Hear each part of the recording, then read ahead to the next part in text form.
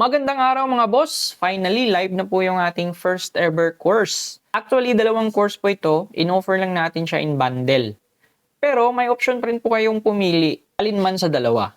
Mag-comment lang po kayo ng enroll dyan sa ating comment section sa baba. At isasend ko po sa inyo right away yung iba pang information about sa ating course.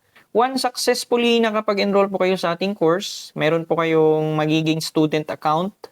And then, ito yung makikita nyo. For example, yung bundle po yung binili nyo. Then, open lang. Ayan, so sa ilalim ng course, ganito po. Bali, yun nga, yung dalawa.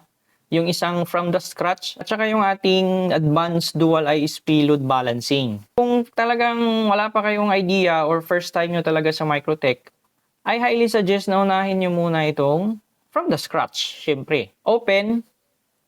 Mariredirect na po tayo doon sa actual course mismo. Step by step po yung lesson and then video on demand po yung approach natin. Alam ko naman kasi na busy kayo for my work.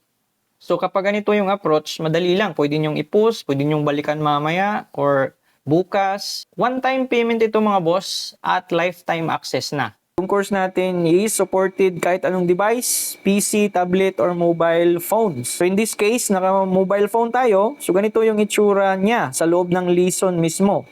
So same format lang po lahat. Meron lang po tayong isang video dyan na pwede mong panoorin or i-post or balikan later on. And then mark as complete lang kung tapos ka na. Or di naman kaya, meron tayo ditong graduation hat sa baba. Yan. Kung saan makikita mo yung lahat ng modules at saka yung corresponding lesson per modules. So select ka dyan mga bossing or di naman kaya next or previous. And then may progress bar tayo dyan para makita mo yung status mo. Once 100% completed mo na yung course, meron tayong isi-send na certificate. At saka meron din pala tayong exclusive student community mga bossing. Once successfully enrolled po kayo, mag-i-email po ako sa inyo kung paano makapasok. Okay, so see you mga boss sa loob ng ating course.